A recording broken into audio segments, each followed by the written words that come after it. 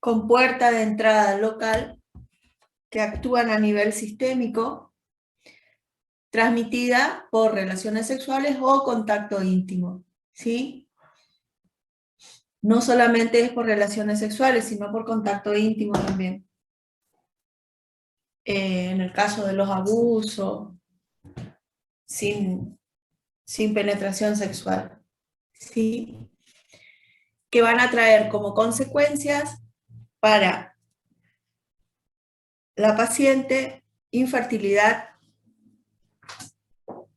pueden llegar a tener infertilidad,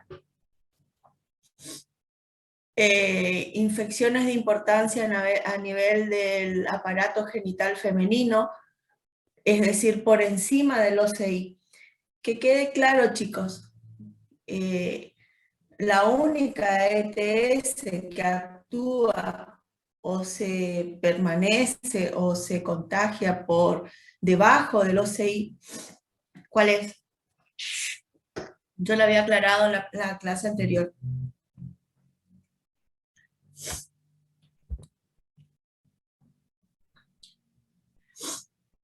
La tricomona. ¿Sí? La tricomona es la única ETS que va a estar por debajo del OCI, es decir, va a producir una vulvovaginitis y una cervicitis. Ahora, todo el resto de las ETS que vamos a ver hoy van a actuar por encima del OCI. Por eso van a ser productoras de infertilidad, trastornos en la gestación, etc. Y también van a producir alteraciones a nivel sistémico y eventualmente cáncer, ¿sí? Ahora, el HPV, volviendo sobre lo que estábamos hablando, el HPV también actúa a nivel local, ¿sí? Sobre el cervix, sobre el exocervix, pero en el caso de ser carcinogénico, puede llegar a afectar a nivel general, ¿está? Es decir, la tricomona sería una ETS que actúa produciendo cervicitis y vaginitis, y el HPV también va a actuar a nivel local, pero se transforma en sistémico cuando pasa a ser cáncer, ¿sí?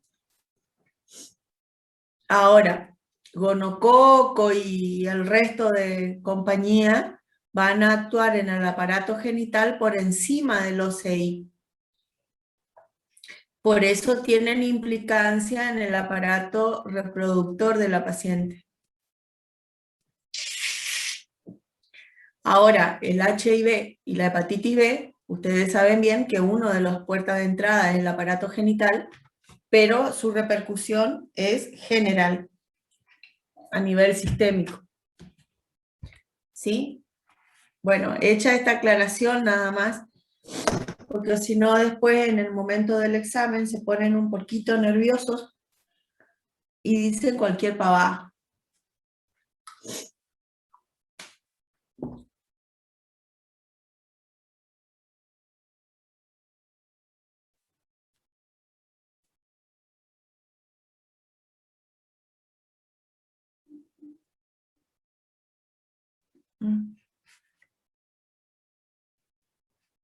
Me salió un coso de noticias ahí, no sé qué era.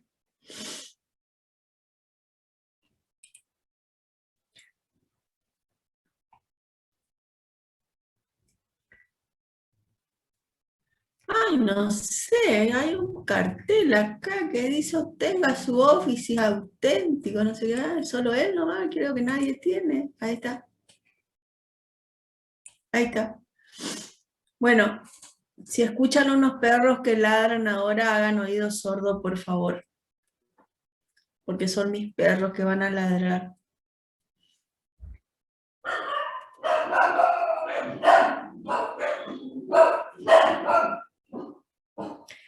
Vendo timbre con formato ladrido de perro. De lejos parecen Doberman, de cerca son salchichas. Bueno, sigamos. La clasificación vamos a tener dentro de los virus, como ustedes saben, el HIV, el herpes y el HPV. Las bacterias, el Treponema pallidum, o famoso, ¿no? Treponema pallidum, el gonococo, las clamidias, el Mycoplasma genitalium, el Ureoplama ureolyticum y el Haemophilus ducreyi. Y dentro de los parásitos, acuérdense ustedes que está la tricomona vaginal. La tricomona vaginal, vuelvo a recalcar, no va a ser productora de ninguna alteración a nivel que produzca la paciente trastorno de la fertilidad. ¿Sí? Pero estaría del OCI para abajo, lo único que causa es vaginitis y cervicitis, pero estaría considerado una ETS, ¿sí? Nada más que por eso está acá. Y dentro, tomando como cuenta la clasificación clínica, vamos a tener las ulcerativas, como la sífilis, el herpes, el chancro blando, el granuloma inguinal, el linfogranuloma venéreo. Dentro de las exudativas vamos a tener la uretritis, cervicitis, vaginitis y vaginosis, y las proliferativas, el HPV. Eso sería como una clasificación clínica nada más.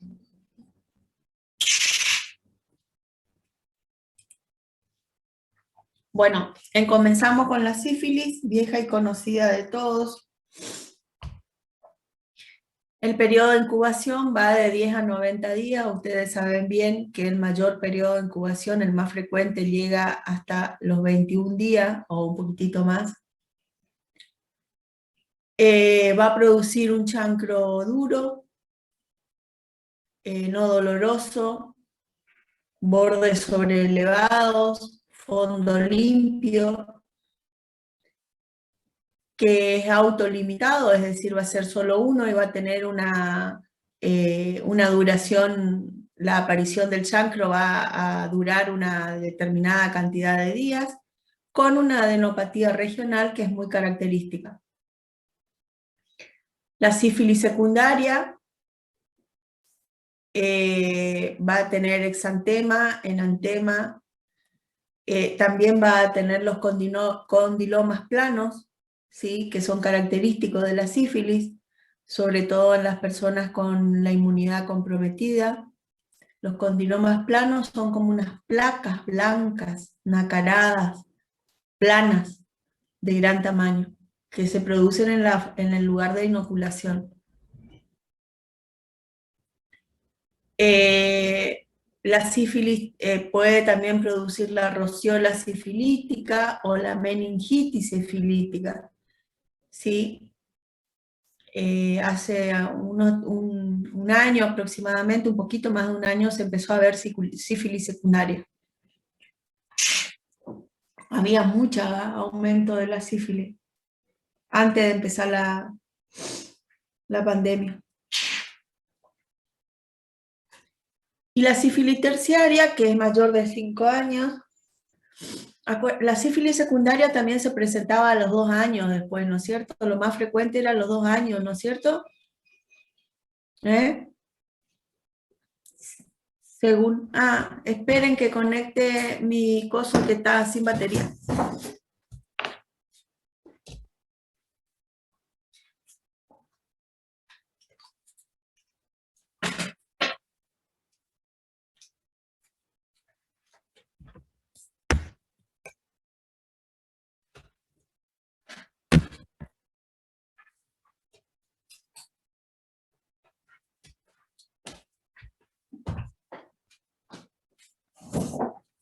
Ahora sí. Bueno. Y la sífilis terciaria, mayor de 5 años, sin tratamiento, los gomas sifilíticos, en el hígado, en cerebro, en hueso, y como ustedes saben, tiene afección del sistema nervioso central. Lo que sí que yo le quiero aclarar es que cuando una paciente se presenta con una ETS, siempre, por más buen estado general que tenga la paciente, tenemos que investigar otras ETS, ¿sí? Y tomarnos el tiempo para explicarle a la paciente, y en el caso de que todavía no tengamos el periodo de incubación necesario, citarle para cuando esté con el periodo de incubación, ¿sí? Cuando haya pasado, perdón, el periodo de incubación. ¿Por qué? Porque siempre tenemos que buscar otras ETS. Es muy raro que una paciente solamente se contagie de sífilis, generalmente viene sífilis y gonococo, herpes y HPV, ¿sí? Es una asociación bastante frecuente, así que hay que buscarla y darle el tiempo a los periodos de incubación. No todo aparece al mismo tiempo en los laboratorios ni al examen físico.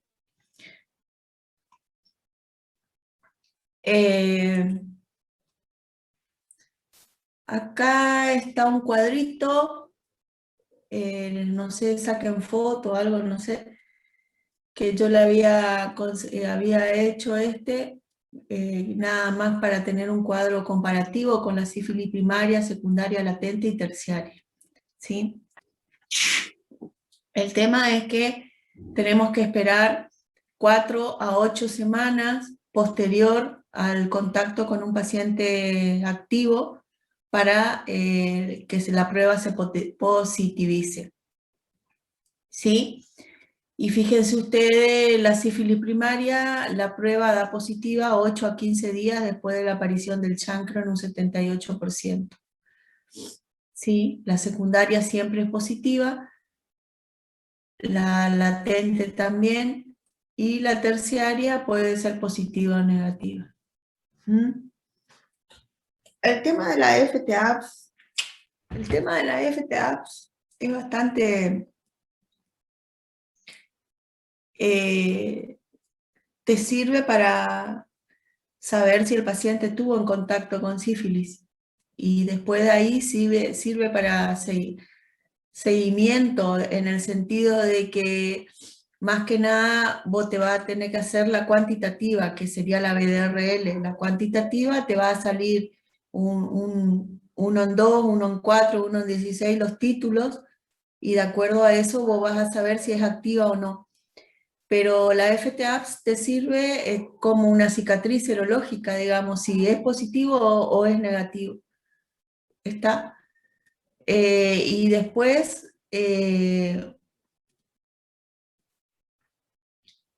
digamos, sería el diagnóstico de certeza si es positivo o es negativo, la FTAPS. ¿Está? Ahora, si es positivo, vos lo vas siguiendo el tratamiento con la bajada de la dilución, que sería la BDRL. ¿Está? Lo que yo todavía no puedo llegar a entender, y la literatura es un despelote, nadie se pone de acuerdo, es si vos tenés una pareja BDRL positivo y la pareja de ese o de esa paciente te da negativo la FTAPS, ahí no se me cierra el libro. Ya tuve 2 casos de eso, en que la mujer era positivo y el hombre era negativo con la FTAPS. Inclusive el bebé era positivo. El bebé era positivo para la FTAPS, la mamá también, más allá de la BDRL, y el papá era negativo. Y ahora tengo otro otro caso parecido, que la pareja es negativa con la FTAPS. A mí si me da negativo quiere decir o que el paciente tenía muy alta la inmunidad, o no era, no sé, no entiendo. Eso no se me cierra. Y puede haber casos, doctora, en eso, como que el paciente, digamos, crea anticuerpos o no sé, contra esa enfermedad, como que la tiene pero la mantiene inactiva, digamos, Bueno, hasta que puede él ser. busque la inmunidad. Yo creería que no me queda otra que pensar eso, porque tampoco se ponen de acuerdo en la literatura, porque si son pareja y eh, tendría que salir positivo, digamos, ¿se entiende? Y sale negativo, y ahí empieza la discusión entre ellos, cómo yo tengo y el otro no tiene, ¿se entiende? Entonces el hijo es mío y el hijo no es mío, y vos estás en el medio, ¿viste? Y no sabés qué mierda explicarle, ¿viste? Entonces terminás siempre por el lado de la inmunidad porque no te queda otra. No, no, para mí no sé, no se ponen de acuerdo. Llegás a un momento que la misma literatura te confunde y no llegas a nada específico con esos casos así. Y ya es mucho dos casos en una misma, digamos, los dos eran pacientes míos, así que me imagino que también si vos te pones a investigar los de otros colegas, va a salir lo mismo. Doctora, ¿no pueden ser infecciones de larga data que ya estén negativizando por la carga viral baja? Y que la pareja sí esté infectada con títulos altos, pero el que da negativo ya esté contagiado hace muchos años. Claro, pero en ese caso te tendría que dar FTA positiva porque es como una cicatriz eso supuestamente. Supuestamente la FTA es una cicatriz que te queda, ¿entendés? Eso fue lo que yo entendí, que la FTA es una cicatriz que te queda de la sífilis. Yo creería que es una conjunción de lo que vos decís y de lo que dice Portillo. No, más que nada porque aparte puede ser que en la fase terciaria ya no se es contagioso, digamos. Puede influir eso también. No sé. Claro, pero estos pacientes no tienen fase terciaria. Estos pacientes creo que ni siquiera tuvieron primaria. Claro, aparte se me hace que si uno ya está contagiado, eso va a salir, eh, no sé si en la BRL o como usted dijo, en las FTAs, ahí ya tendría que marcar por lo menos. Claro. Por eso te digo, no nos vamos a poner, así como nosotros no nos ponemos, eh, no damos un punto cierto, la literatura tampoco. Yo creo que va con las dos cosas que ustedes dijeron también, pero eh, es como una cicatriz la FTAPS. Bueno.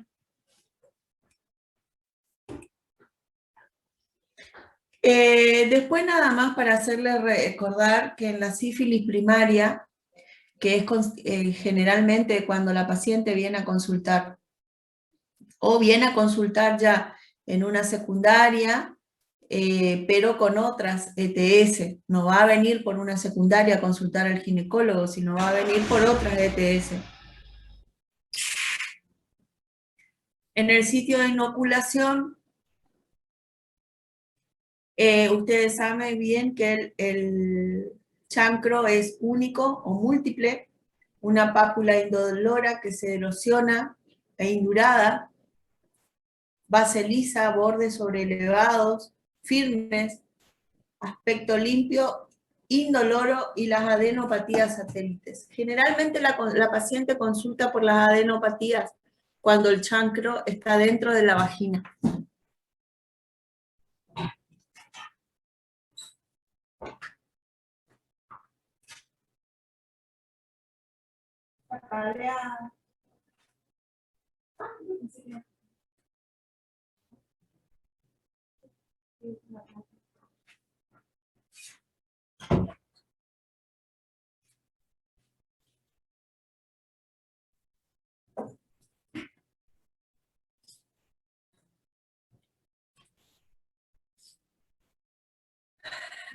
Eh, La sífilis congénita, el 90% de transplacentario, casi el 100%. El feto se infecta durante la gestación o en madres tratadas antes de las 4 semanas del trabajo de parto. El feto puede tener, va a nacer, digamos, cuando el feto nace, al recién nacido le hacen todos los estudios del neo. Muchas veces, como suele pasar, la madre se hizo el laboratorio del último trimestre, se infectó luego y cuando le hacen los análisis al feto, el recién nacido en neonatología, salta BRL positivo. Y ahí nos alertan a nosotros para que volvamos a repetir. Sí, muchas veces pasa eso. ¿Por qué? Porque el recién nacido, cuando da una BRL positiva o una FTA positiva, tiene que hacer tratamiento durante 7 a 10 días con penicilina internado, ¿sí? En neonatología, no le dan el alta antes. En la embarazada causa abortos prematuros, parto prematuro, en el feto causa hepatoesplenomegalia, osteocondritis, periostitis, rinitis, ¿sí? Y lo característico, que serían los dientes de Hutchinson, sordera, tibia en sable, etc. ¿Sí? Consensa, ¿qué estás leyendo, Consensa? Consensa, ¿qué estás leyendo? Perdón, doctora, estoy leyendo unos apuntes, disculpe. ¿Eh? ¿Me podría repetir? Estoy leyendo otros apuntes, disculpe. ¿Me podría repetir? No, no te voy a repetir. Si ¿qué estaba leyendo? Estoy leyendo... ¿Un mensaje? No, estoy leyendo clínica, porque rendimos dentro de poco también. ¿Eh? No te Estoy leyendo escucho. clínica también porque rendimos dentro de poco, así que estoy mitad y mitad. Bueno, está bien. Lee nomás. No hay problema, yo lo entiendo.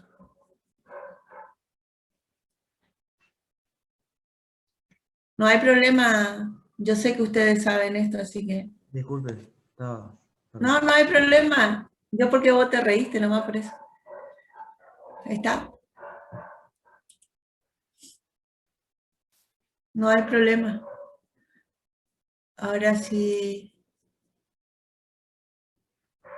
No vayan a hacer eso con Suárez o con otro docente porque le va a cagar, Pedro.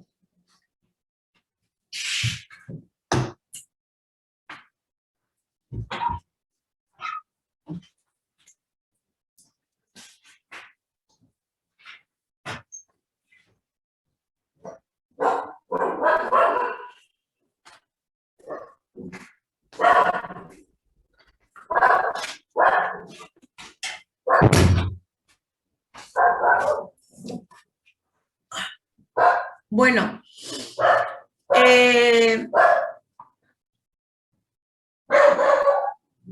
ahí está. Falsos positivos a enfermedades autoinmunes. Eso más que nada se va a referir a el diagnóstico. El diagnóstico de sífilis, ustedes saben bien que lo vamos a sospechar por la clínica, por lo que yo me colgué hoy, que le dije, era que cuando se va a presentar alguna enfermedad de transmisión sexual, generalmente el paciente hay que investigar otras ETS. Pero ¿qué es lo que pasa? Cuando en la misma paciente hay varias o más de una ETS, la sintomatología y los signos se van a mezclar.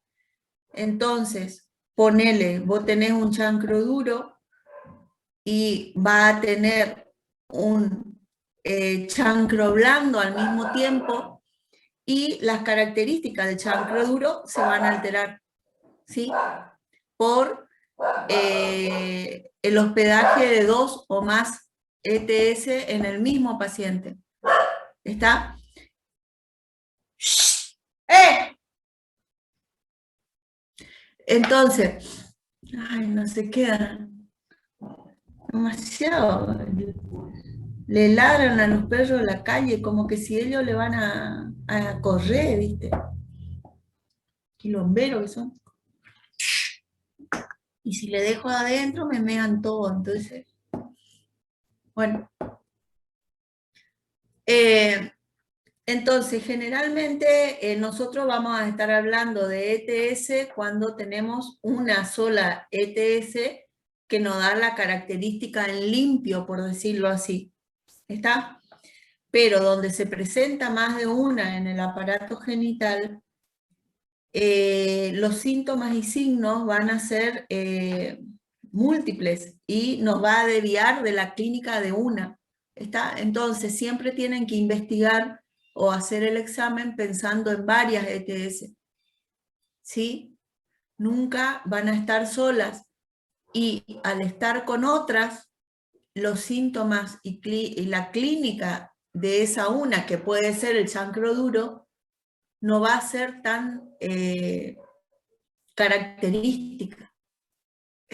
No va a tener las características así como el librito, ¿sí? Como el libro. Volviendo al diagnóstico de sífilis, ustedes saben, el diagnóstico directo es campo oscuro, tinción de plata, ¿sí? El indirecto son las pruebas treponémicas, como la FTAP y la ELISA, y las no treponémicas, que sería la BDRL, y acuérdense bien que las no treponémicas dan falso positivo en colágeno, lupus, embarazo y lepromatosa. Claro, dan falso positivo, pero los títulos son bajos. ¿Está? Si vos tenés una sífilis activa, los títulos de la sífilis van a ir en aumento. ¿Mm? Doctora, usted dijo colágeno, lupus y en el embarazo. Puede dar Sí. positivo. ¿Por qué puede dar positivo ahí la BRL falsamente, digamos? Mira, yo específicamente no leí eso, pero va a dar positivo, así que o busquen ustedes o busco yo, ¿sí? Que serían los falsos positivos o el entrecruzamiento, ¿sí? Vamos a buscar, Claro, a ver. en el caso de que nos dé positivo, nosotros tenemos que hacer tratamiento si la mujer está embarazada antes del parto. O sea, es lo que más conviene. Sí, pero generalmente se hace, bueno, si vos tenés un positivo, te vas a Mm. fijar la dilución, ¿sí? Ah, está. Te vas a fijar la dilución. Si tiene 1 en 2 Ujú. o 1 en 4, puede ser un entrecruzamiento o una cicatriz serológica. Entonces ahí vos pedís una FTAPS, ¿entendés? Y ahí te va a dar positivo o no en la FTAPS, Claro. ¿entendés? Porque puede tener una cicatriz, inclusive la paciente misma pudo haber tenido sífilis antes, Ujú. haber hecho el tratamiento y queda 1 en 2. Y entonces ahí vos le haces la FTAPS. En el caso de que esté embarazada o no esté embarazada. ¿Sí? Y también tenés que hacerle a la pareja la BDRL y también la FTAP sería para más seguridad. ¿Está? Ahora, ¿por qué específicamente da lo falso positivo? No me acuerdo.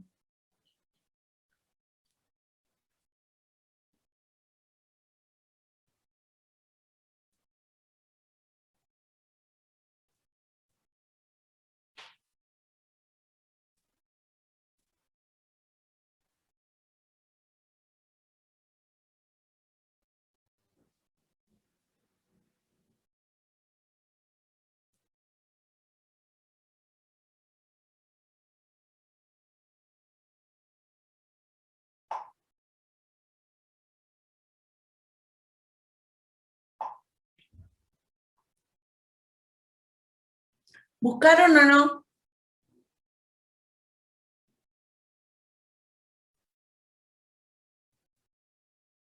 Y me quedan mirando y no buscan ahí. Ahora ponemos para buscar.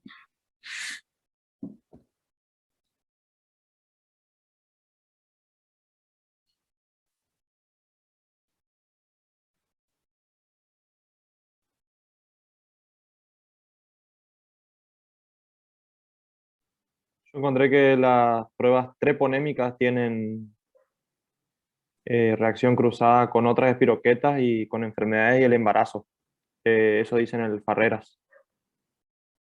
Genial, Farrera. ¿Y por qué dan el embarazo? No, no especifica, dice simplemente, pone entre paréntesis con qué hace reacción cruzada. Con otras espiroquetas o en enfermedades autoinmunes o el embarazo, dice. Pero no dice el porqué del embarazo. Doctora, encontré que las no específicas, como la BDRL, detectan anticuerpos inespecíficos que reaccionan o sea, que reaccionan Sí. ante organismos treponémicos como no treponémicos, porque buscan cardiolipina, lecitina y colesterol, que aparecen en diferentes entidades, por eso reacciones cruzadas.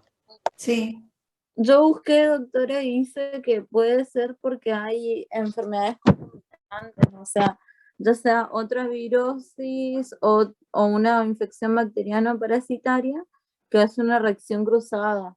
sí, Entonces, por eso, y por obviamente la paciente con trastornos de la inmunidad, digamos. sí, sí, sí. Exactamente. Yo también encontré lo mismo. Los anticuerpos solubles en alcohol oponentan los antígenos circulares y que dan resultados falsamente positivos en la BDRL. Prueba de la sífilis en el lupus. Así es. Bueno, ya aprendimos algo.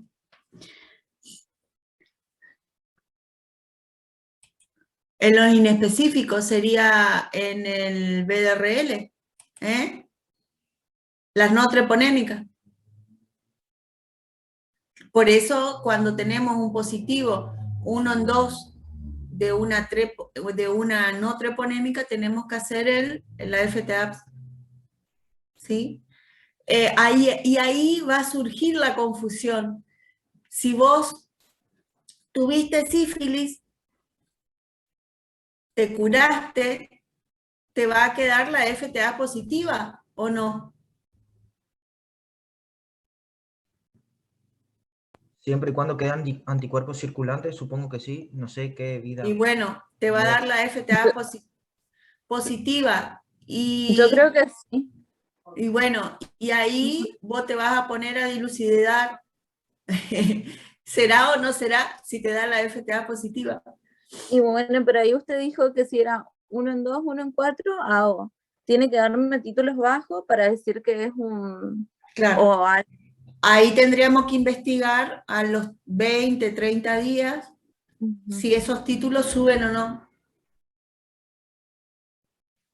También, sí. Exactamente. Bueno, ahí está.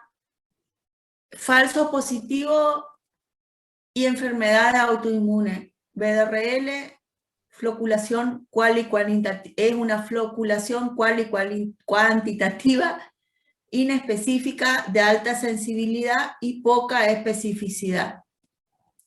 ¿Sí?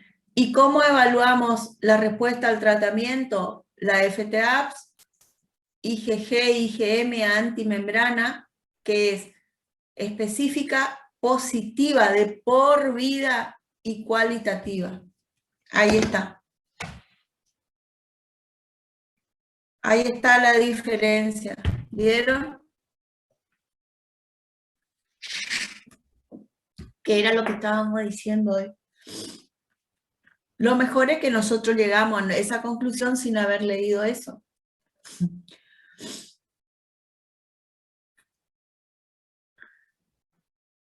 Gallego, ¿ese perro tuyo? Sí, doctora. Ah,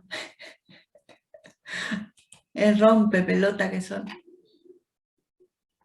Y con este frío entonces, no te salen de encima, chamigo. Bueno, fíjense, yo le hice un cuadrito ahí. tenés VDRL reactiva, la FTA reactiva, sífilis actual o pasada. Reactiva y no reactiva es inespecífica, hay que hacer seguimiento. Y cuando la VDRL te da negativa y la FTA te da positiva, es una sífilis tratada o sífilis muy reciente. Ahí está el cuadrito. Yo ni me acordaba que tenía ese cuadrito ahí. ¿Sí? No reactiva, ahí está lo que decíamos. Y la FTA te da reactiva, quiere decir que es una cicatriz o sífilis tratada, o la sífilis muy reciente que no te da, que la VDRL que te da mayor después de los 21 días. ¿Sí? La primera que se positiviza es FTA, doctora. Aparentemente sí. Fíjate. En el último, fíjate. Entonces ese que dice inespecífica, seguimiento, sería lo que usted plantea de por qué la pareja no tiene. Sí. Claro. A la pareja le tendría que hacer el seguimiento. A la pareja y a la paciente también, ¿no es cierto? Tendría que hacerle el seguimiento. Pero acuérdense que yo qué quiere que te diga, si tengo una paciente positiva y la pareja me da negativa por VDRL o FTAPS, yo le seguiría o le haría el tratamiento igual. El tema es que en ese del medio empieza el problema, porque yo tengo y él no tiene, porque ella tiene y yo no tengo, entonces quiere decir que hay otro, hay otra, y ahí sigue el problema. Entonces ustedes tienen que tratar de salir del medio de ese, ustedes no están en el medio de la pareja. Ustedes siguen los mandatos clínicos y de laboratorio en ese caso. ¿Sí? ¿No se hace un tratamiento igual preventivo a todas las parejas sexuales de los últimos 90 días de la paciente que tiene sífilis? O sí tienen que tener positividad de anticuerpos. Y podés tomar las dos opciones. En la vida real podés tomar las dos opciones. Tenés que tomar las dos opciones viendo los factores de riesgo en la paciente también. Y acuérdense, no siempre la paciente le vaya a decir a su pareja. ¿Está?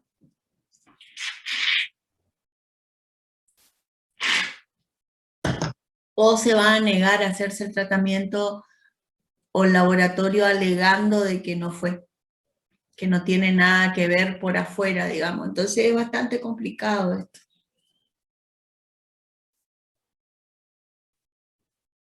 Bueno, vamos a seguir. Vamos a hablar del herpes. Tenemos el tipo 1 y el tipo 2. Ustedes saben que hasta hace un tiempo el tipo 1 era de la cintura hacia arriba y el tipo 2 de la cintura hacia abajo. Hoy en día se sabe que no. Que es la mayor frecuencia, sí, pero el tipo 1 ya dejó de ser exclusivo de la cintura para arriba y viceversa.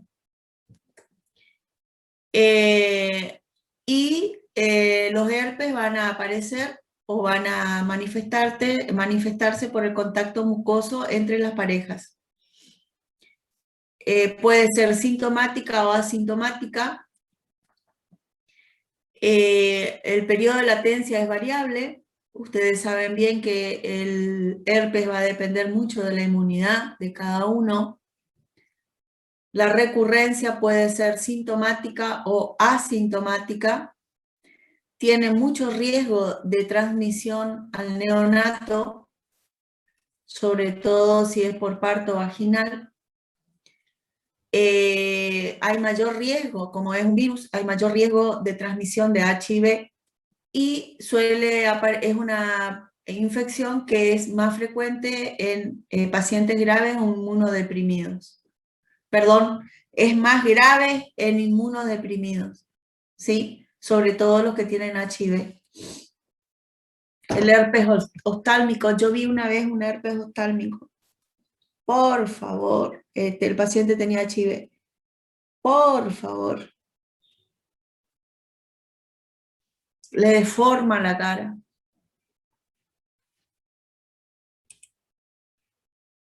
Bueno, me voy a Ñoba y vengo.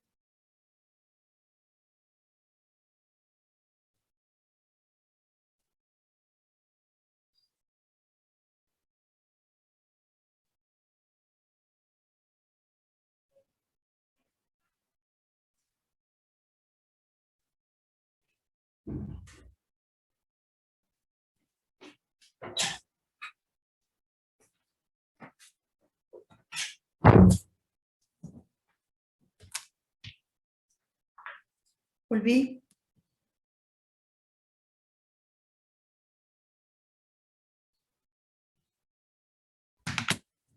¿Qué producen el herpes? Produce síntomas locales como ser disuria, prurito, dolor, sensación de quemazón. Va a producir supuración en el caso de que esté asociada a otra ETS. Acuérdense que cuando hay una ETS, las vaginosis se van a acentuar, ¿sí?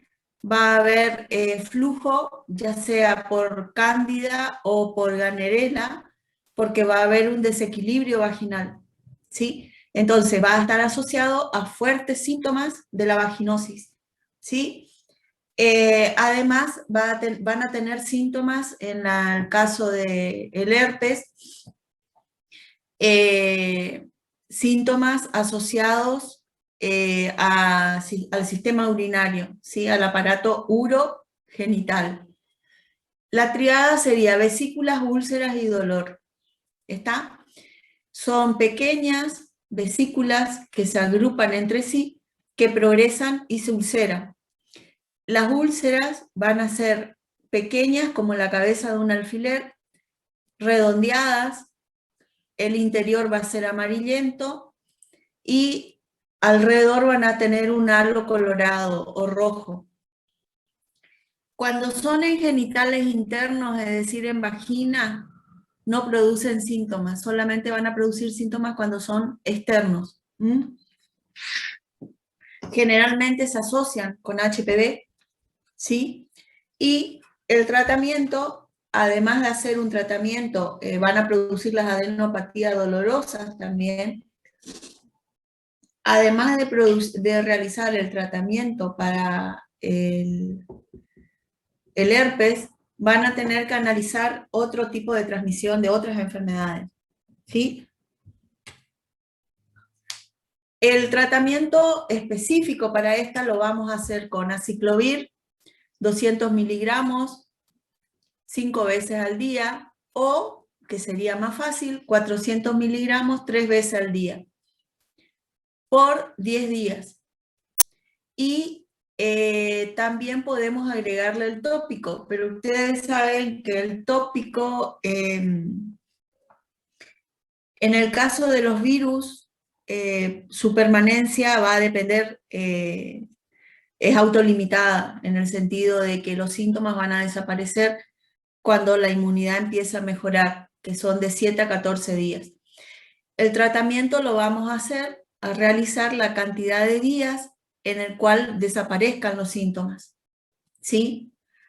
Que puede ser 10, puede ser 14, ¿está?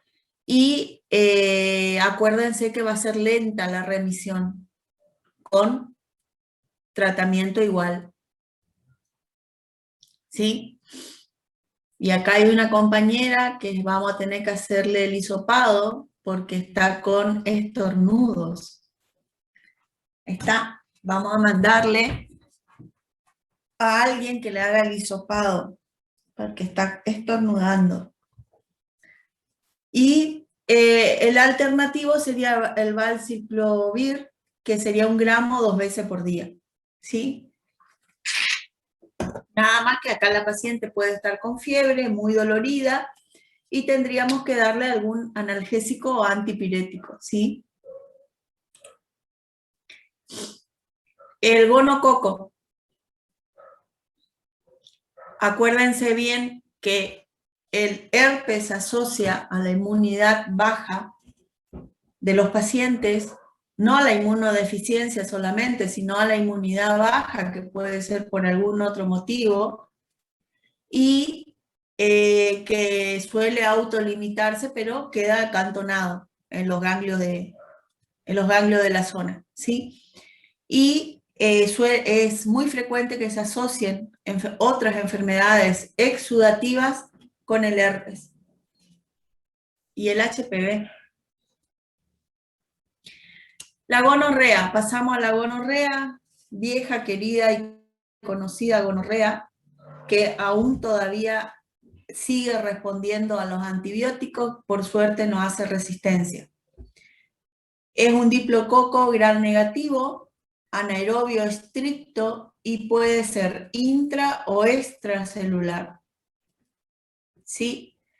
Es muy difícil su cultivo porque es anaerobio estricto, pero se puede hacer por una tinción por gram, y cuando ven por tinción por gram los diplococos, seguro que es entonces teniendo algún síntoma, no todo, o signo, ya se hace el tratamiento. ¿Está? La forma más fácil o la más frecuente de diagnosticarla sería haciendo la tinción con gram y se visualiza los diplococos. ¿Está? Presenta vellosidades o pilis, ustedes saben bien que se facilita la adherencia al espermatozoide o a la tricomona para su ascenso hacia, digamos, su ascenso al aparato genital superior, ¿sí? Femenino. La infección puede ser exógena, primitiva y ascendente.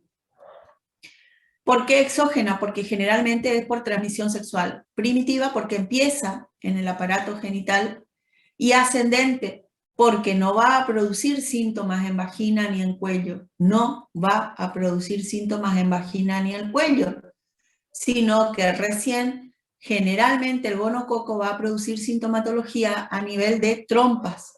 ¿Está? Bueno, no me vengan a decir después de que me produce cervicitis el gonococo, porque no es así. No es así. ¿Vos también tenés un perro, Bruna?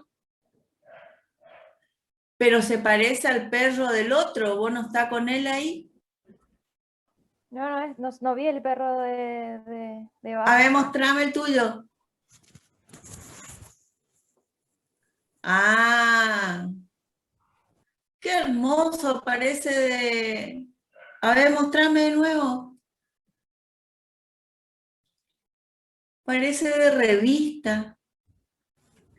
Pero para mí vos estás con tu compañero, digo, no sé si es tu compañero o no, porque parecido el perro. ¿Con Bae Gallego? ¿Pues está con Bae Gallego o no? No, doctora. Ah, no sé. Si se ha formado una pareja. No.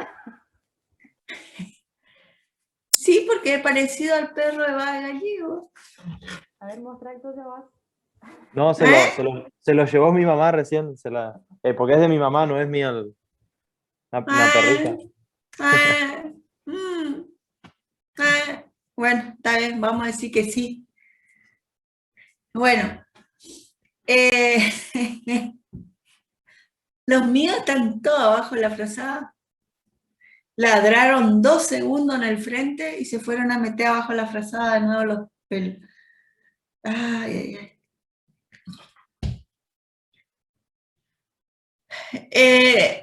Bueno, en la clínica, la localización de la gonorrea es uretrovaginal, es decir, es una de las productoras de uretritis. Es una de las productoras de uretritis la gonorrea. Por eso que el hombre va a tener uretritis. La mujer generalmente es asintomática y el hombre es el que más frecuentemente va a presentar los síntomas antes que la mujer. Va a presentar una uretritis, ¿sí? La mujer es asintomática hasta que después de un tiempo va a presentar la salpingitis o un síndrome que da tanto la gonorrea como la clamidia, que es el síndrome de Reiter o el síndrome de Fitz-Curtis, que se manifiesta a nivel general. ¿Sí? Por eso dice acá que produce síntomas urinarios como la disuria, la polaquiuria, y a nivel cervical produce cervicitis. No, no produce cervicitis.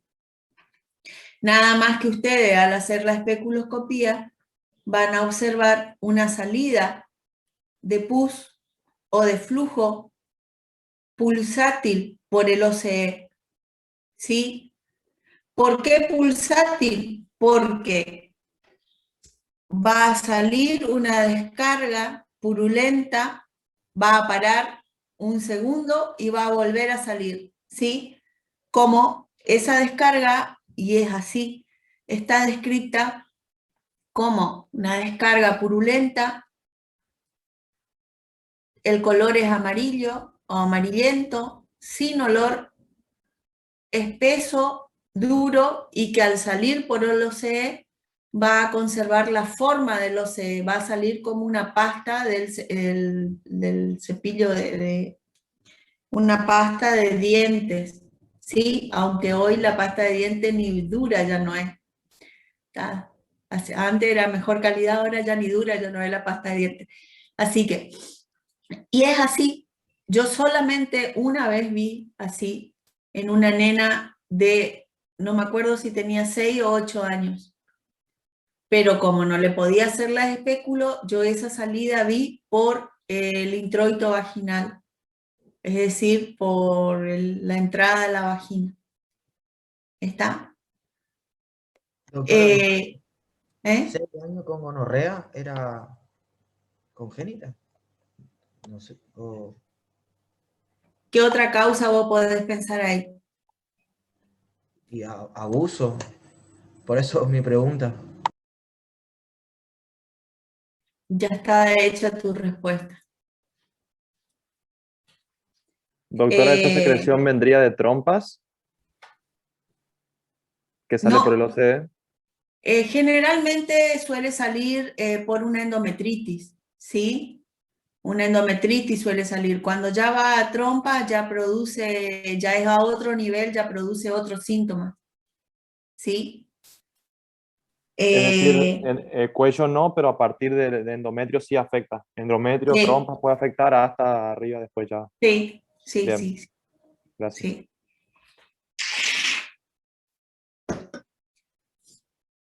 Lo más frecuente, los síntomas a nivel de trompas, ¿no es cierto? Ahora, cuando vos tenés una endometritis, por ahí suele ser medio confuso ese flujo tan específico porque está asociado a otros, ¿está? Entonces ya es más inespecífico. En este caso, como era una nena, se pudo ver mejor, digamos, yo pude ver mejor, ¿sí? Eh, en el cuadro sistémico puede afectar al miocardio, perdón, endocardio, articulaciones y meninges. Es en el caso del síndrome de Reiter. Y en el recién nacido, por parto vaginal, puede afectar lesión oftálmica o conjuntivitis por gonococo. Y la más frecuente sería lesiones por la glándula de Bartolino o Skene. Generalmente progresa a salpingitis y a esterilidad. Generalmente, ¿no?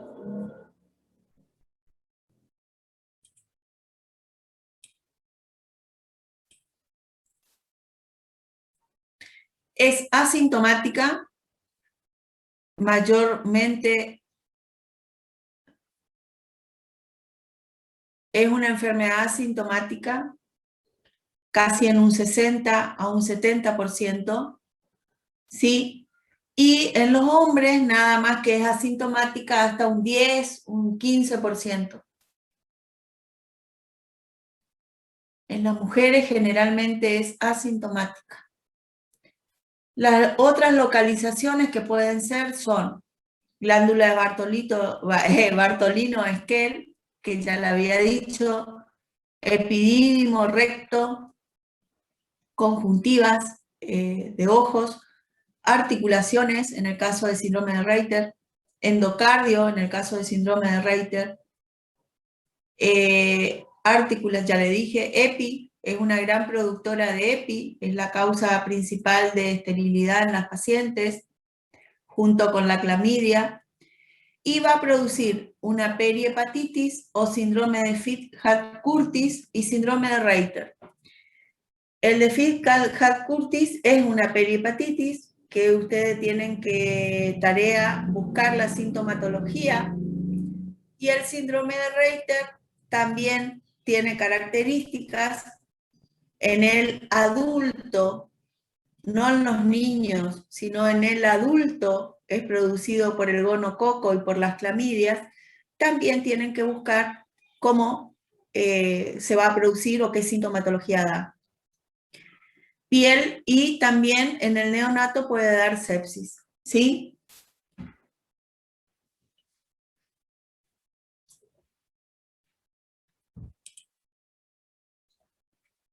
El diagnóstico se puede llegar a hacer cuando es una enfermedad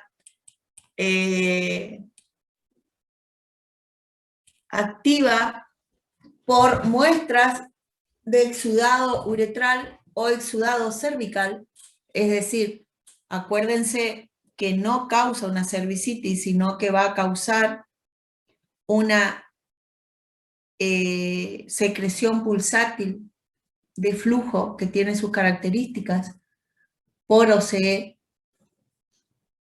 por la especuloscopía,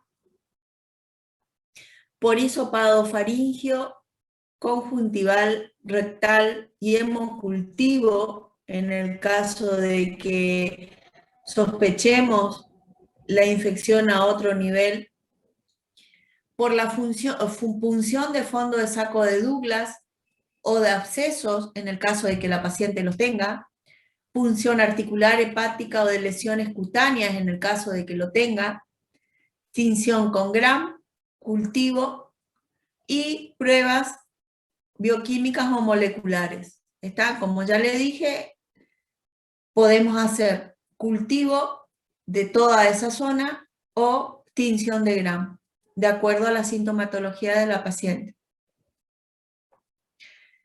A nosotros nos tocaría el exudado cervical, especuloscopía, exudado uretral y fondo de saco. Todo eso vamos a tener que hacer nosotros. No mandar a pedir que haga otro.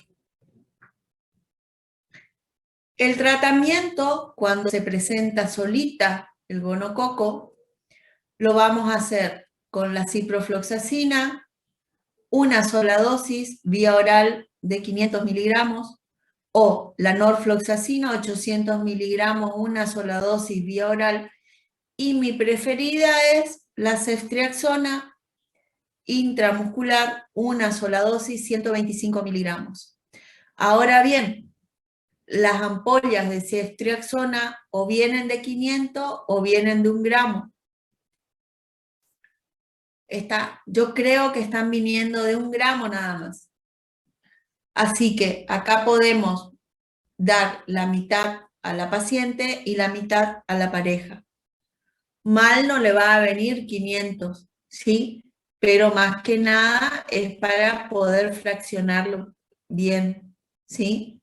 Porque fraccionar 125 miligramos no va a ser tan fácil, es más fácil fraccionar 500. Y de una misma ampolla se ocupa para los dos. Espérenme un ratito, ya vengo.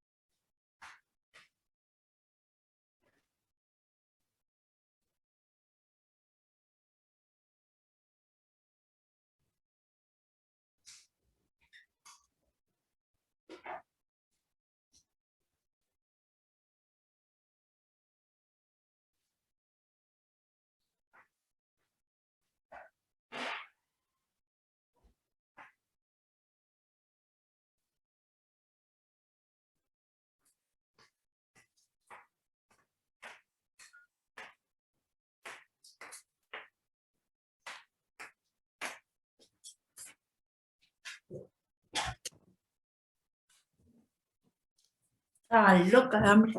Bueno. Sigamos. La triconomiasis, ya habíamos visto. Tenemos la tricomona vaginalis. ¿Cómo es el flujo? Gris, verdoso, con olor fétido, test de amina positivo.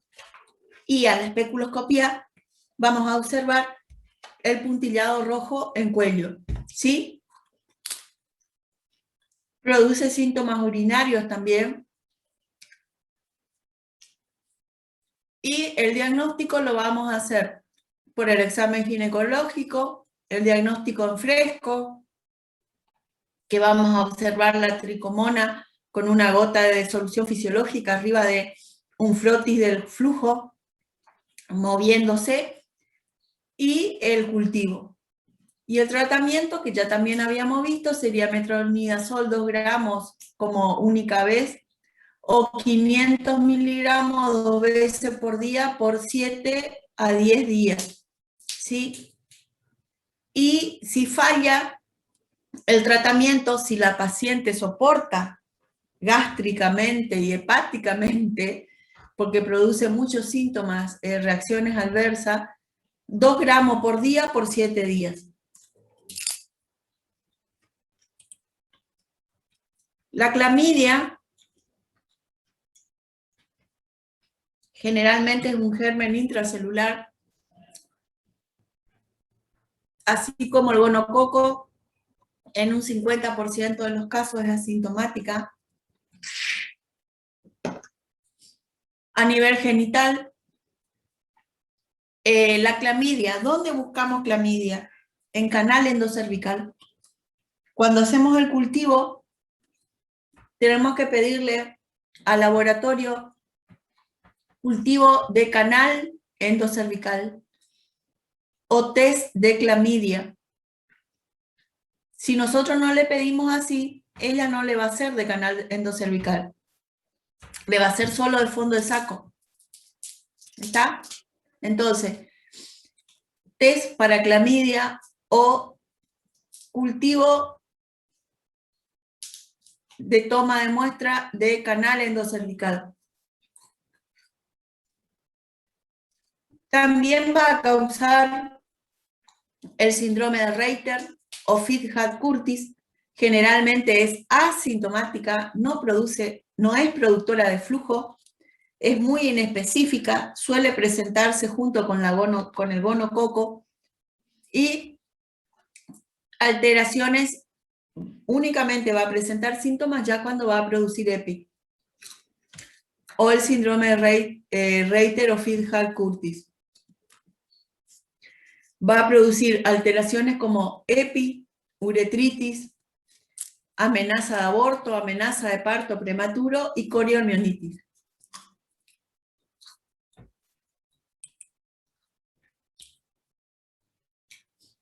¿Cuál es el cuadro de la perihepatitis?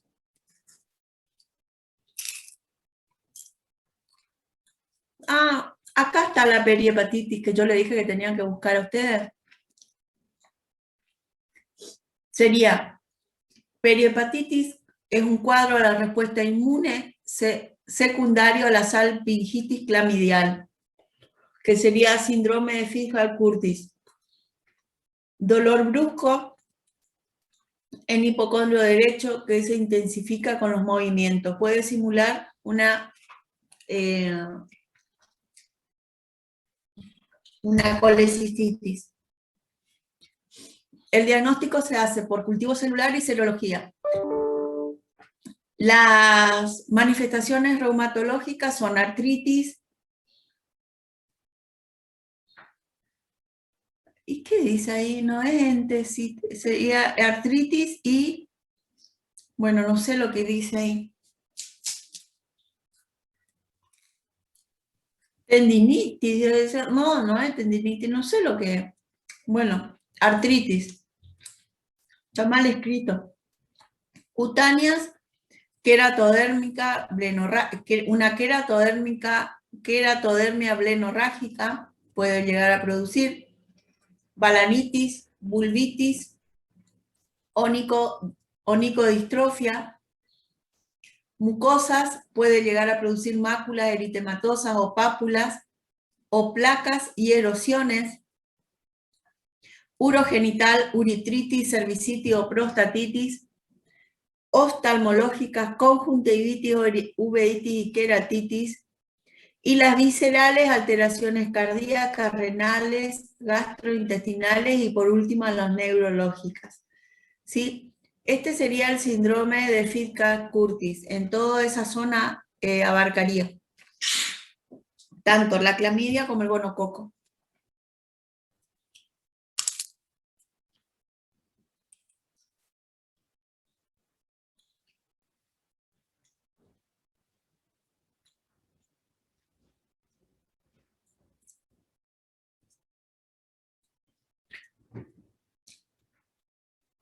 La perihepatitis asociada a la enfermedad inflamatoria o síndrome de Fitzgerald-Curtis es un proceso que afecta a la cápsula hepática y al peritoneo adyacente, relacionado a las infecciones por clamidia o gonococo. El diagnóstico es bastante dificultoso por su presentación clínica inespecífica, sobre todo cuando los síntomas de EPI son más relevantes. Son poco relevantes, perdón, o están ausentes. ¿Sí?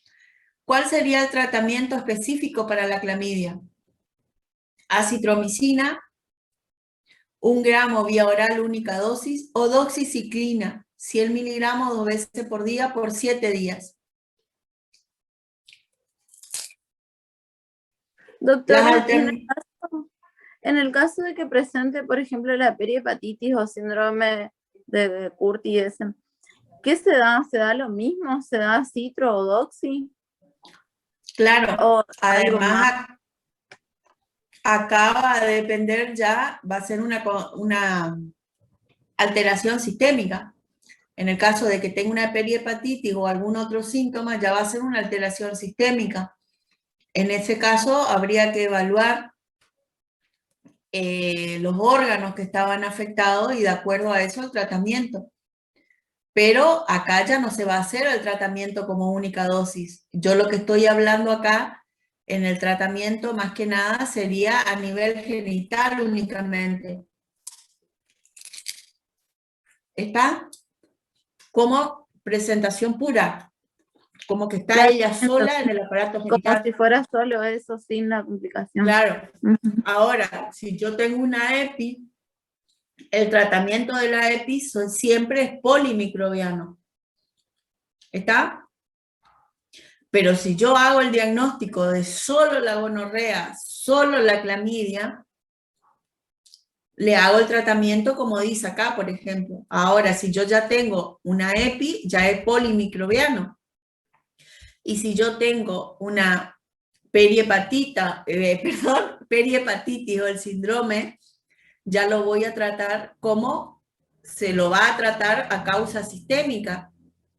¿Sí? Ahí ya pasaría a la forma clínica de la enfermedad, que va a ser sintomática y específica para la enfermedad generalizada. Ahí se trataría de otra manera, no ya con una sola dosis, ni por 7 días, ¿se entiende?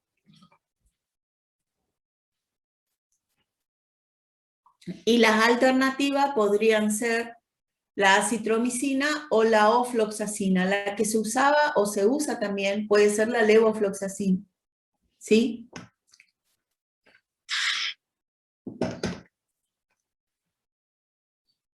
¿La levofloxacina viene de 750 o de cuánto?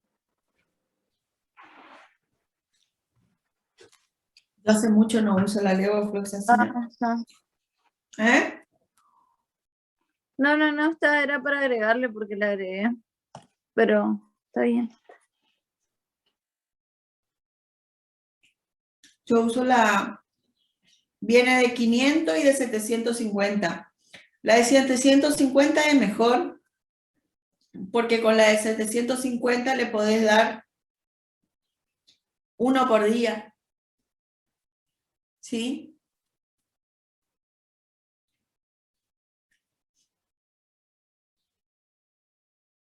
La de 750 le podés dar 1 por día durante 7 días. En cambio, la de 500 son 2 por día. Así que le podés dar, si... te estaba por decir algo y me olvidé. Me olvidé. Bueno,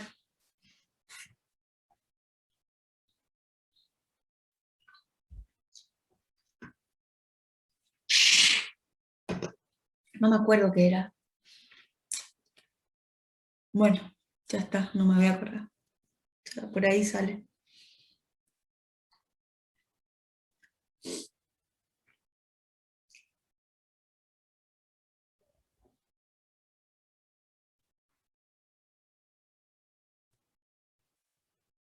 No, no me acuerdo qué era que te estaba por decir a vos que me preguntaste el alevo, no me acuerdo qué era. No, sí, no importa, igual ya me dijo las dosis, 502 por día y 751 por día, por 7. Por 7, Está, sí. Sí, sí, pero yo gracias. iba a agregar otra cosa más y no me acuerdo qué era, ¿no? Mm, Por eso. Bueno, estamos. El linfogranuloma venéreo. El linfogranuloma venéreo estaría dentro de las supurativas, ¿sí? El primer estadio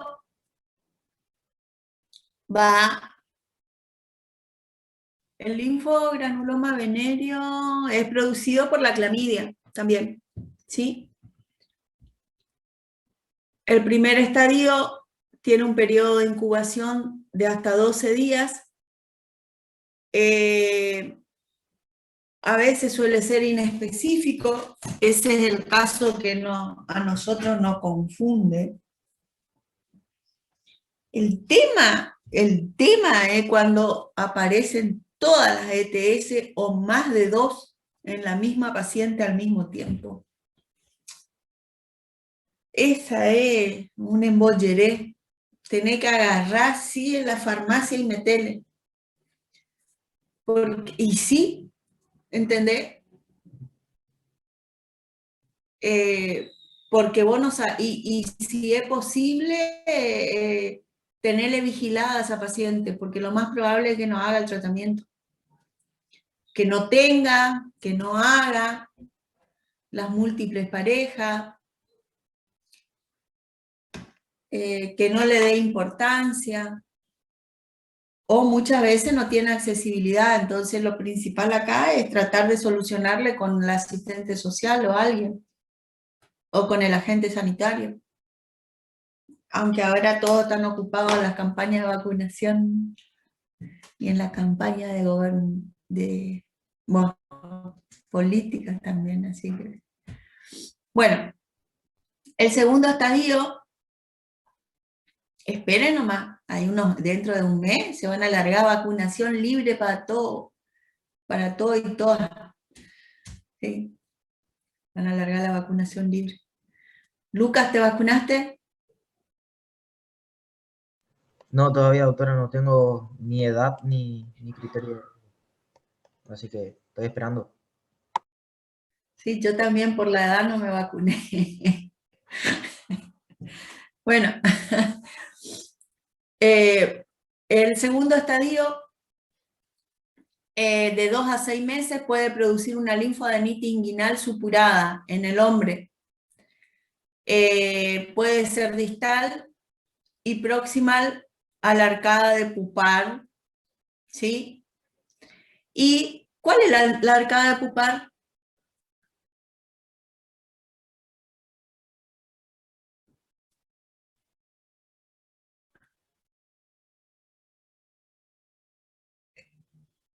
¿Ese era a nivel inguinal o a nivel interno de la bifurcación de la aorta? Inguinal, doctora. Ah, sí, porque si no, no íbamos a ver. La arcada de pupar. Ah, sí. Sí.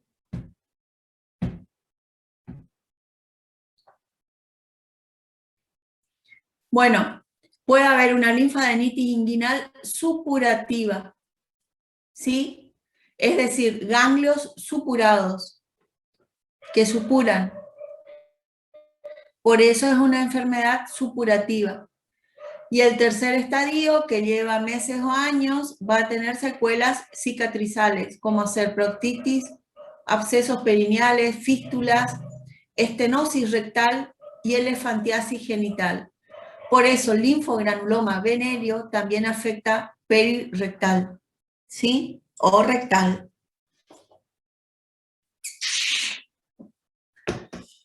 Las muestras para el diagnóstico tenemos que tener contenido celular, se puede sacar del exocervix,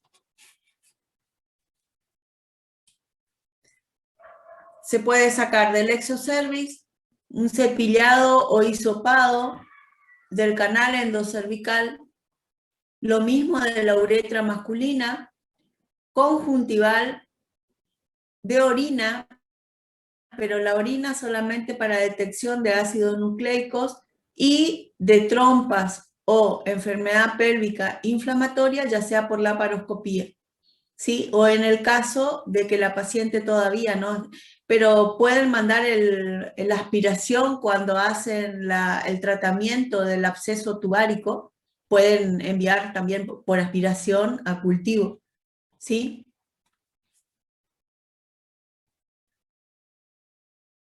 Generalmente esta es el linfogranuloma producido por la clamidia, o así como el gonococo, es una enfermedad que produce abscesos tubáricos, y se lo va a tratar como una EPI empíricamente, y si hay resolución se lo va a tratar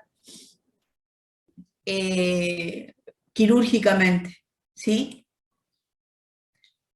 El cultivo, el diagnóstico se puede llegar a hacer por cultivo de la tricomona, de la clamidia, perdón, acuérdense de los lugares de donde se toma la muestra, además por inmunofluorescencia, por aspirado ganglionar,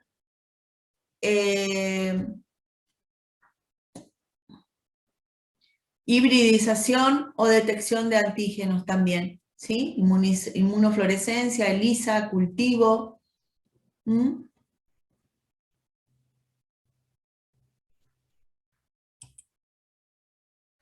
El tratamiento, la mayoría de las veces, es polimicrobiano cuando tenemos una EPI, que podrían ser tetraciclinas, quinolonas, macrólidos o la doxiciclina, ¿sí? Generalmente la doxiciclina entraría en la mayoría de los tratamientos para EPI, que después vamos a ver en otra clase EPI.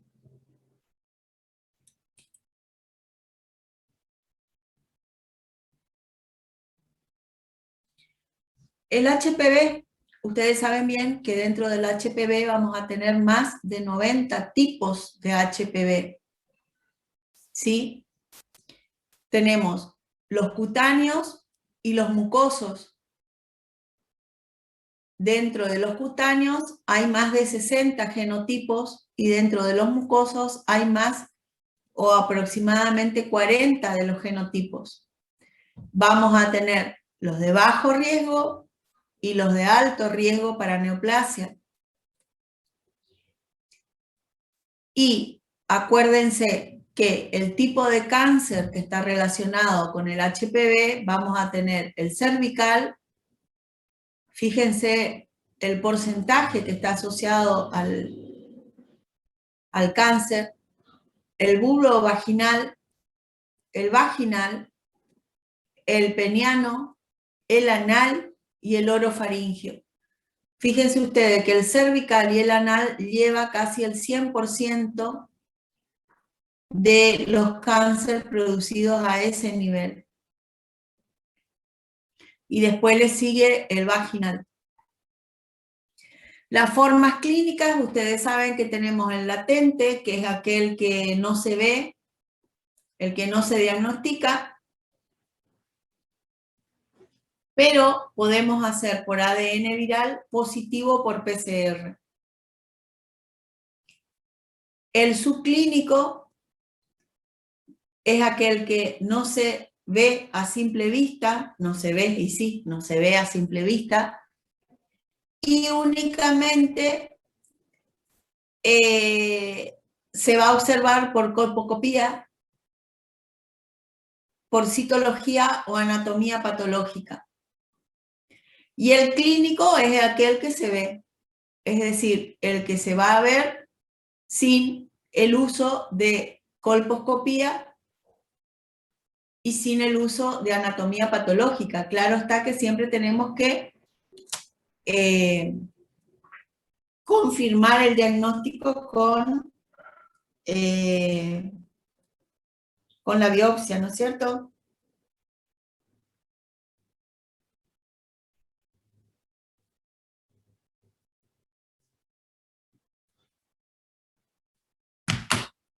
Bueno, ahí salen los perros de nuevo.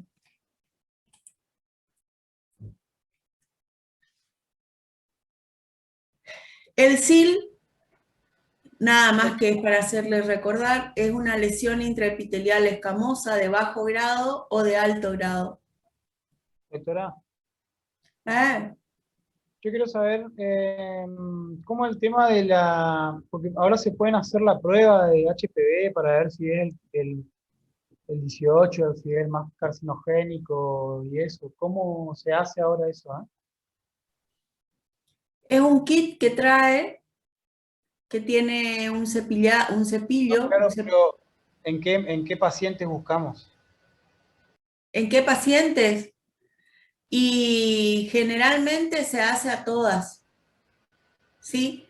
En realidad yo personalmente no estoy en ese programa, medio como que no le doy mucha, como no estoy en el programa ese y ese programa es público, digamos. Generalmente es un cepillado que se hace del canal endocervical y se saca muestra para PAP, que sería del exocervix. Al hacer el cepillado ese en el laboratorio, cuando sale positivo para HPV el cepillado, recién ahí hacen el PAP, digamos. Estudian la muestra de PAP. Si sale negativo el cepillado, directamente desechan el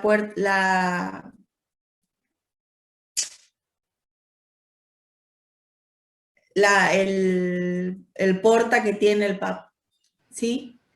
El margen de las pacientes, la edad de la paciente, no estaría manejando eso. Claro. No sé manejar cuál es el que maneja el gobierno para eso.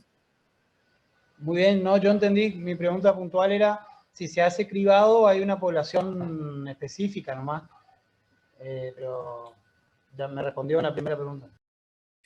Sí, por el momento, acá en Santo Tomé se hace únicamente en el público y hay una población específica. Bueno, gracias.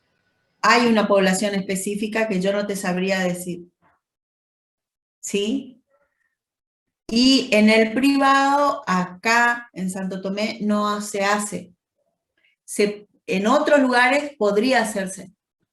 Está, ya sea a nivel privado, institucional, en las clínicas. Podría llegar a hacerse porque acuérdense que el valor de esos kits por ahí no son tan accesibles para el conjunto de la población para hacer para control de una población. Tiene que comprarse a nivel más por cantidad, digamos, ¿sí? Entonces, en otras poblaciones donde hay mayor pacientes que entran en ese nivel, capaz que haya en el privado. Bueno, gracias. ¿En algún lugar alguien sabe si hacen en el privado? No, personalmente no tengo idea, por eso preguntaba. Estamos igual.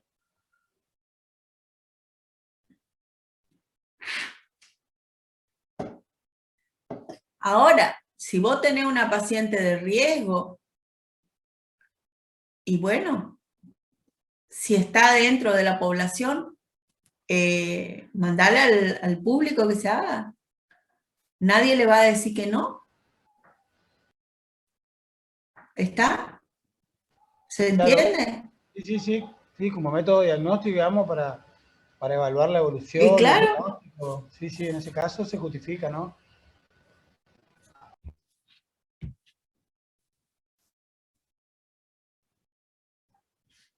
Y esto nada más acá, yo le puse para nivel informativo, porque este tema no lo doy yo, no me acuerdo bien de quién de los colegas es el que da esto.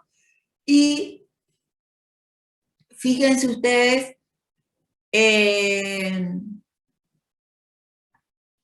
el PAP o tamizaje o screening para mujeres, el PAP cervical anual, se tiene que realizar un PAP cervical anual y cada 6 meses en el caso de tener HIV positivo, y luego de 3 negativos y sin factores de riesgo se puede espaciar más los PAP. Eso sería así a nivel público también estaría esto, ¿sí? Para el compañero este que preguntó. También se tiene que realizar PAP anal en pacientes con HIV, ya sea hombre o mujer, antecedente de displasia vulvar o cervical y antecedente de condilomas anogenitales. En hombres, como le dije recién, anal, PAP anal en pacientes homosexuales o antecedentes de condilomas anogenitales. Vamos a decir diversidad de género. Ustedes saben bien que los libros todavía no traen este tipo de diversidad, ¿sí? Y no creo que traigan tampoco, porque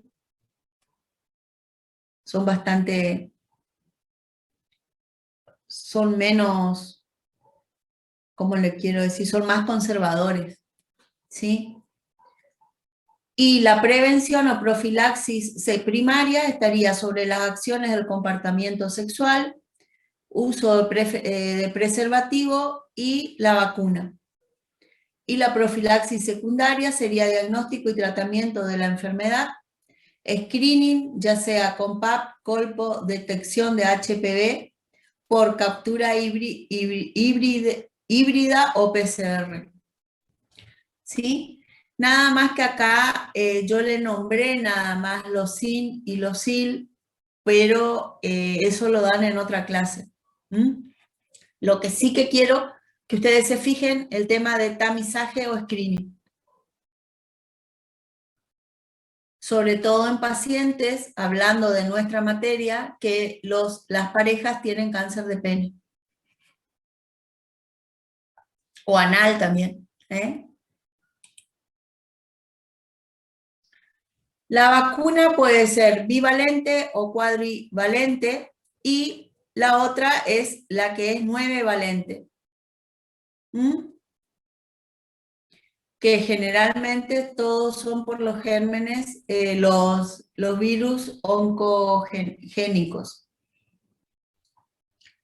¿Cuáles podrían ser los tratamientos? Vamos a evaluar según el estado de evolución, según la localización y según también lo que esté en disponibilidad, ¿sí? También tenemos que considerar el hecho de si la paciente tiene hijos, no tiene hijos o quiere, sobre todo, tener alguno más en el caso de que que no sea primigesta. Todo eso tenemos que considerar. El tratamiento destructivo local, es decir, se actúa a nivel local por electrocoagulación, la criocoagulación y el láser o asa de Lipp. Dentro de esto podría estar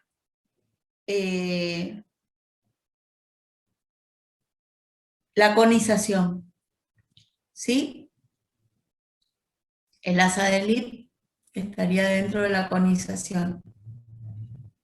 Las sustancias químicas que podríamos utilizar según todos los factores que yo primariamente le nombré, que era la localización, el estadio, la edad de la paciente, deseo o no de paridad, y en el caso de que tenga o no tenga hijos, también me olvidé de decirle si tiene otras patologías agregadas a nivel genital, por ejemplo, miomatosis, ponele. Las sustancias químicas que se pueden usar son la podofilina, el ácido tricloroacético al 80% y la conización de cuello. La conización de cuello sería la quirúrgica, ¿sí? Está mal ahí. Sería la quirúrgica, o tratamiento destructivo, o estaría dentro de los tratamientos locales, la conización de cuello, ¿sí? Los inmunomoduladores, que generalmente son tópicos o intralesionales, que tenés el imiquimod al 5%. Generalmente son pomadas o cremas o unguento que se pone en la paciente o ustedes lo pueden llegar a colocar. El periodo de incubación varía de hasta 7 días, depende mucho de la inmunidad de la paciente, ¿sí? Y el periodo de incubación, ya dije, puede ser de 2 a 7 días, puede producirse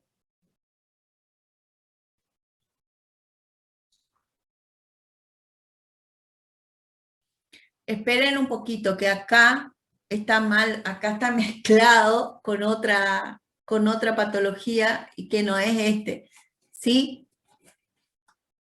El periodo de incubación es de otra patología, que sería la Klebsiella granulomatis.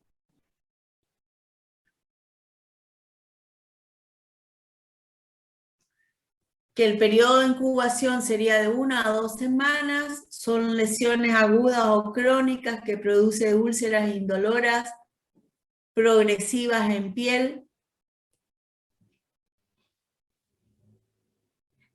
También acá tenemos que hablar tenemos que especificar, sobre todo en lesiones de genitales, el molusco contagioso. Acuérdense bien de eso, el molusco contagioso. Me perdí en una parte. Vio que usted dijo lo del tema de la incubación de 1 a 2 semanas y lo de las úlceras en pie. El papiloma no es que produce tipo unas verrugas genitales que pueden ser en aspecto en coliflor o algo así. Sí, ¿O pero no es eso que dijiste. Ah, está. Yo aclaré que este periodo de incubación está mal, que no va acá. ¿Está? Donde empieza periodo de incubación de 2 a 7 días está mal, no va acá. ¿Está? Y el papiloma o condiloma estaría dentro del HPV clínico.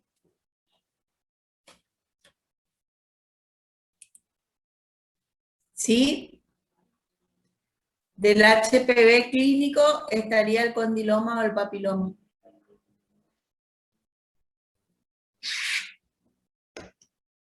Que son como verrugas.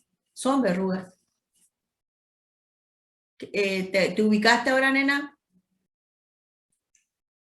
Sí, doctora. Ahí está. Porque me había perdido en el otro. Está bien, gracias. No, ese no va. No sé de dónde es. No sé qué hace ahí. La Klebsiella granulomatis, yo creo que va después de esta ETS exudativa, va a esa parte que no entendíamos, está mal puesta. La Klebsiella granulomatis, el periodo de incubación es de 1 a 2 semanas, son lesiones subagudas o crónicas que produce lesiones o úlceras indoloras, progresivas de piel y mucosa de los genitales. No hay compromiso ganglionar, y vamos a encontrar los cuerpos de Donovan introcitoplasmáticos y el diagnóstico por cultivo es difícil. Generalmente el diagnóstico se hace por biopsia de la lesión, por esas úlceras indoloras. Esta sería una de los tipos de chancro, chancro o chancro blando también, que le llaman, donde el tratamiento suele hacerse empírico, que sería el trimetroprima sulfa, cloranfenicol o gentamicina. ¿Sí? Son lesiones de úlceras de piel, sobre todo en la zona genital, indolora, sin compromiso ganglionar. ¿Está? Y dentro de las ETS exudativas, vamos a tener en la mujer el síndrome uretral agudo, más flujo, uretritis o cervicitis. Le explico. ¿Por qué puse esto acá? Porque me gustó. Porque en alguna literatura más actual diferencia ETS exudativas y no exudativas. ¿Está? Para la clasificación de las ETS. Y dentro de las exudativas, en la mujer van a tener esto producido por todo lo siguiente que vamos a tener acá. Y fíjense ustedes que el hombre o mujer van a tener complicaciones locales o sistémicas o también coinfecciones, es decir, como le habíamos dicho hoy, no había un germen, sino que había varios. ¿Cuáles entrarían dentro de la exudativa? Las que vimos recién. Por eso le quería mostrar que se le está clasificando a las ETS como exudativas y no exudativas, como ser la Neisseria gonorrea, la clamidia, el micoplasma, el ureoplasma y la tricomona. Esas son las que están dentro de la nueva clasificación de exudativas. ¿Sí? Y después vamos a tener otra clasificación que vamos a tener las ETS o las uretritis gonocócica y no gonocócica. ¿Sí? Dentro de la uretritis vamos a tener las gonocócicas y las no gonocócicas. Pero acuérdense que la mayoría tienen coinfección.